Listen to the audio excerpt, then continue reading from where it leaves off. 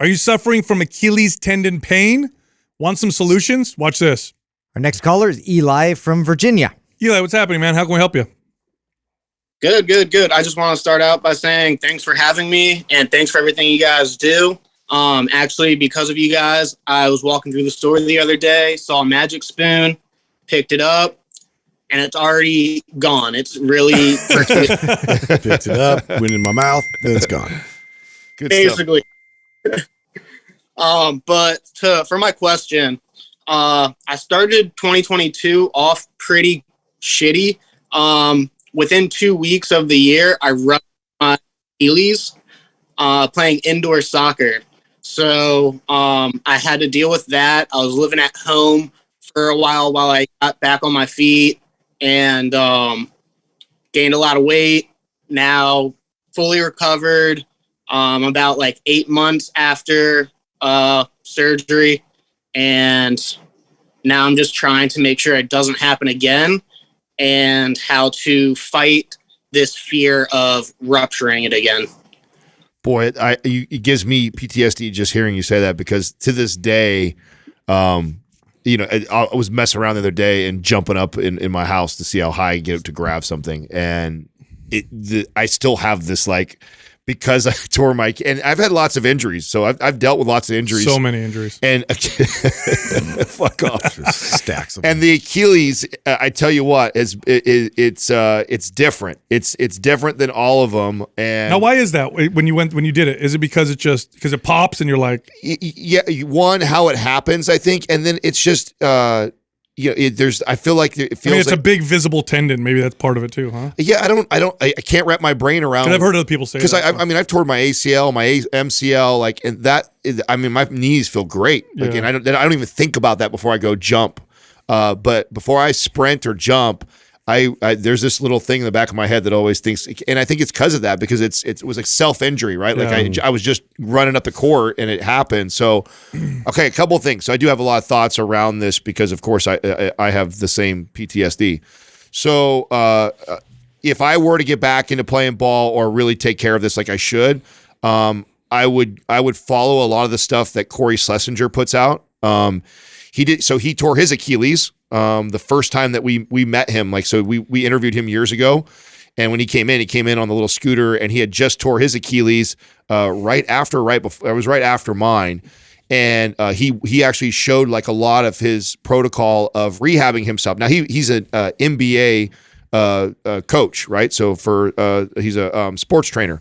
So this dude is playing ball and has to get back in that kind of shape. So his recovery and the way he trained his body is like ideal for making sure that doesn't happen to you, because you got to be careful, especially if you put weight on. That's part of why I think I tore. I was actually in good shape, but I was heavier, and I was running, and my Achilles had not been trained for basketball.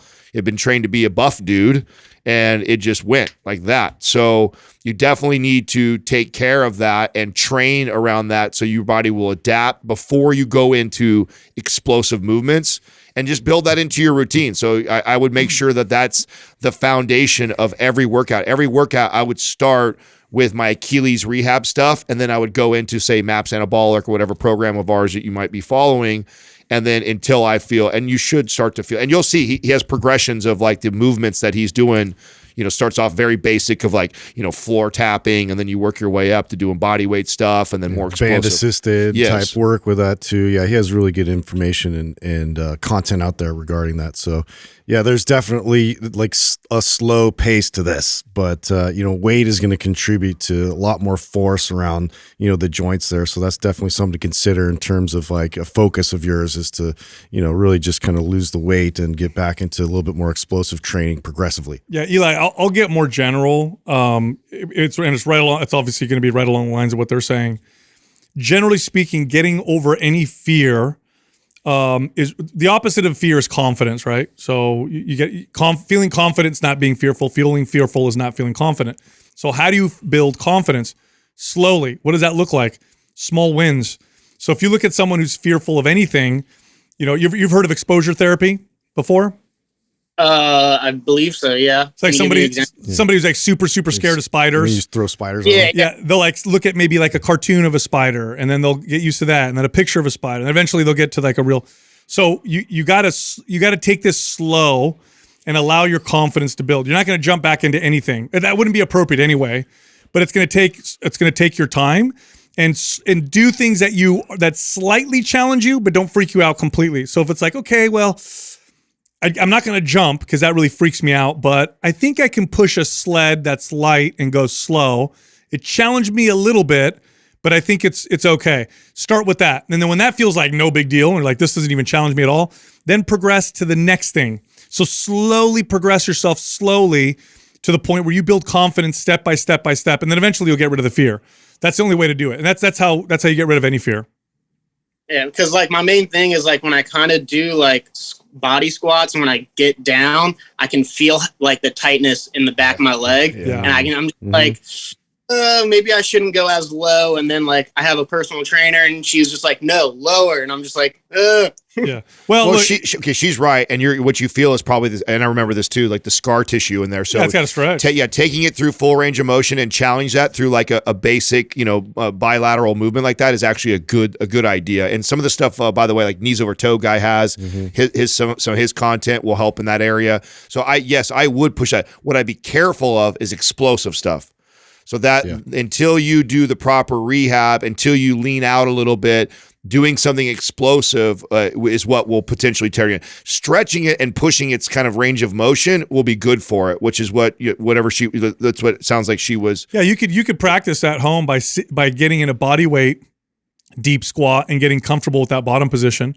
So with no resistance. So that's one way you could kind of get more confident with that position. I used to, and I still actually do this now. I do these isometric calf holds at the top because it feels like it's going to explode when I'm even flexing it as hard as I can. And so I would actually get all the way up on my tiptoes and get these isometric contractions at the top to get more comfortable too with taking it all the way through that range of motion and squeezing in there. And then obviously the benefits of isometric. So yeah, those are the things that if I was going to really take it serious and take care of myself like I should, I would go through all of what Corey was doing, and the way I would build it into my routine is that is how I would start every workout. I would spend 5 to 10 minutes doing my Achilles rehab / warm up priming type stuff, and then I would get into my normal training. Yeah.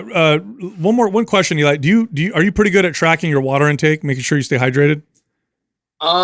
Yeah, I carry around a water bottle with me all the time at work. I really don't know how much it is, but I just fill it up constantly and just drink it. All right. Well, I would aim for, close to a gallon a day because what you'll find when it comes to muscles feeling tight and feeling uncomfortable, sometimes being really hydrated makes a big difference. So just one thing you could test out for yourself. But thanks for calling in, Eli. Thank you. Have a good one, guys. Thank you.